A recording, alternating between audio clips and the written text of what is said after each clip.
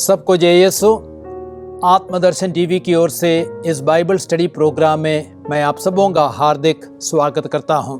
तो आज हम सूक्त ग्रंथ का अध्ययन करेंगे और सूक्त ग्रंथ के 31 अध्याय है। सूक्त ग्रंथ के अध्ययन के समय मैं 7 मुख्य बिंदुओं पर प्रकाश डालना चाहता हूं।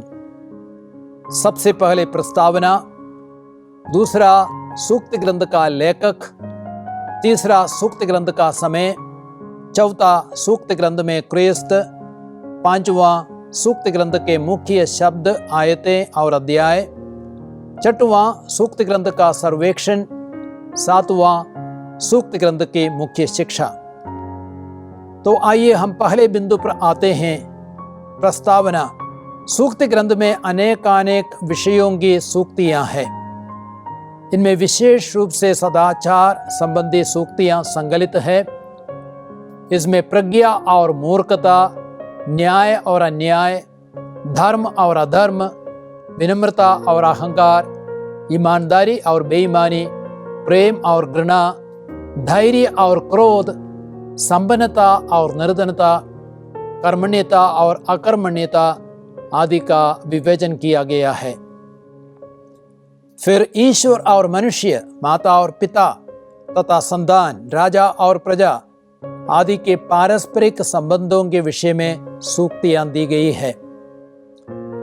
ईश्वर पर श्रद्धा, पड़ोसी से प्रेम, सदाचार, संयम, विवेक आदि सद्गुण धारण करने के लिए अनुरोध करने वाली तथा दुर्गुणों से सावधान रखने के लिए चेतावनी देने वाली सूक्तियां भी है।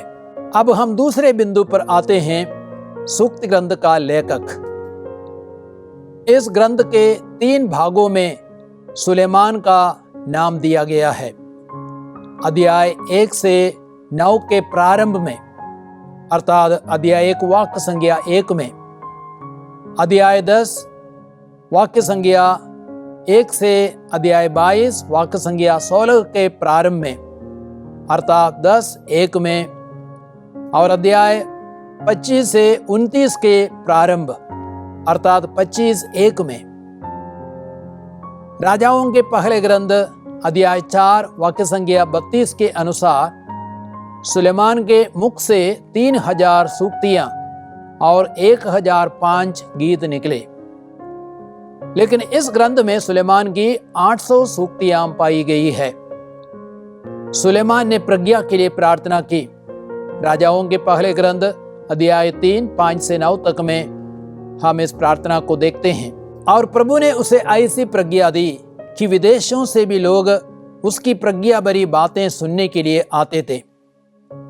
राजाओं के पहले ग्रंथ अध्याय 3 वाक्य संख्या 34, अध्याय 10 वाक्य संख्या 1 से 13 और 24 में इन बातों को हम पढ़ते हैं।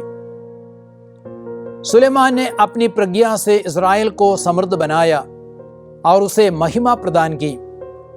लेकिन उसके जीवन के उत्तरार्ध में उसकी विदेशी पत्नियों ने उसे बहकाया और उसे अन्य देवताओं की उपासना करवाई।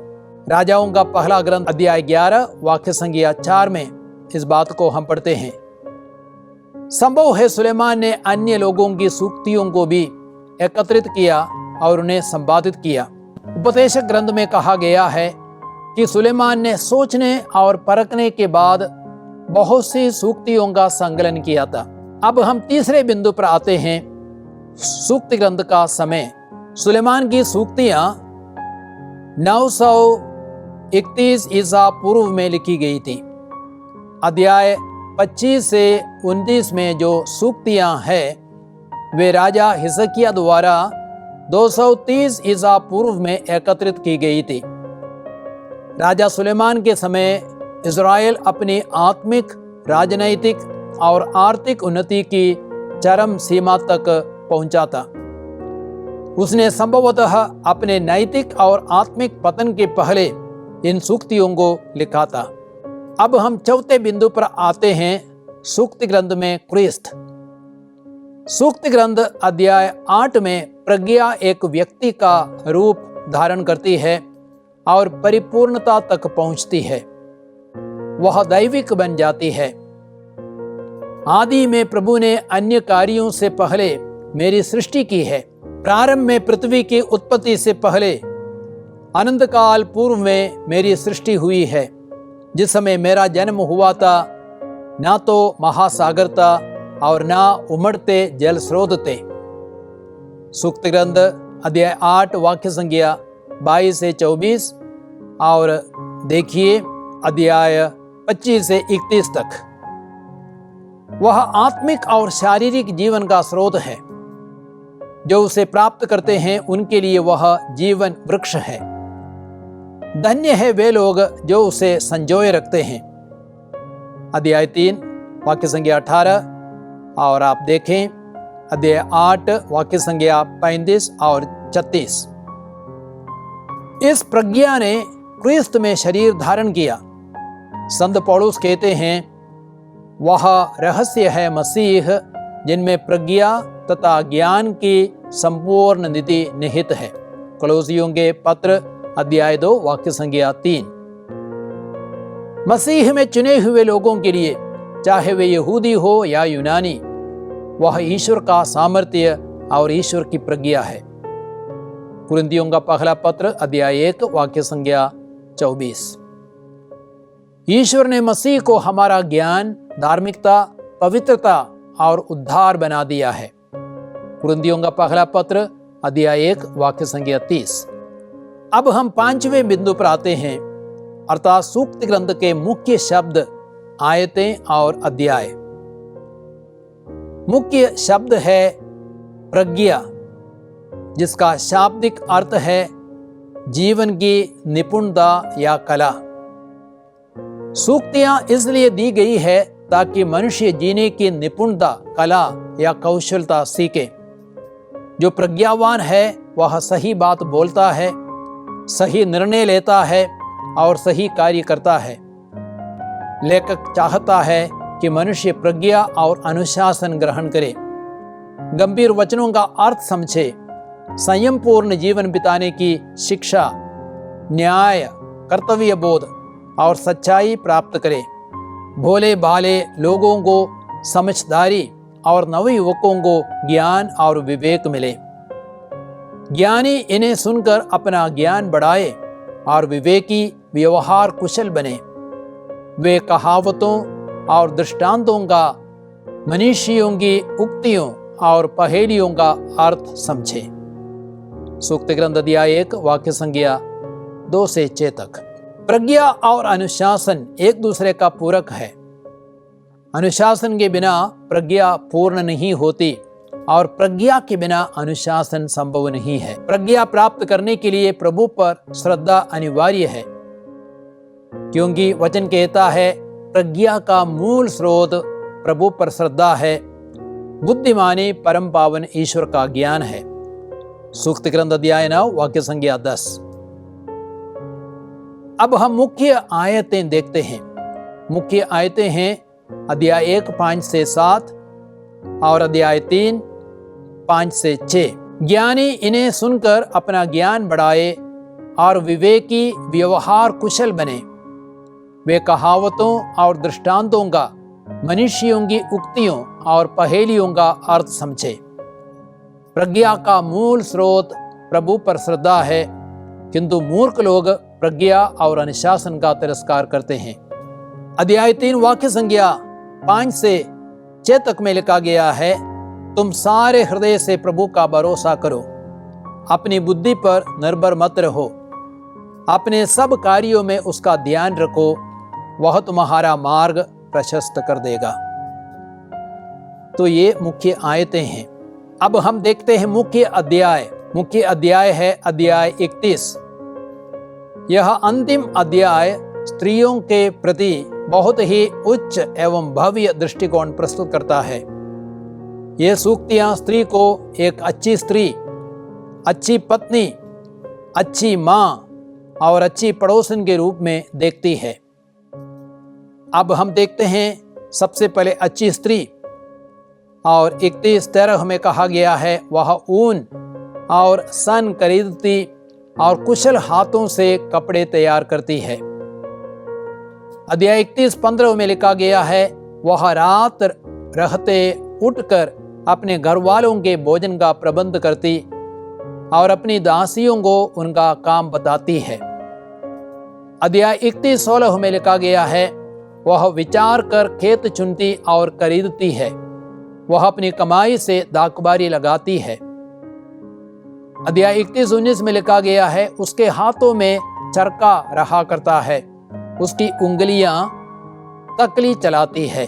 अध्याय 31:25 में लिखा गया है, वह सामर्थ्य और मर्यादा से विभूषित है और हंसकर भविष्य की प्रतीक्षा करती है। और दूसरा, अच्छी पत्नी के बारे में सूक्त ग्रंथ अध्याय 31 वाक्य संख्या 11 में लिखा है, उसका पति उस पर पूरा पूरा भरोसा रखता और उसे बहुत लाभ उठाता है।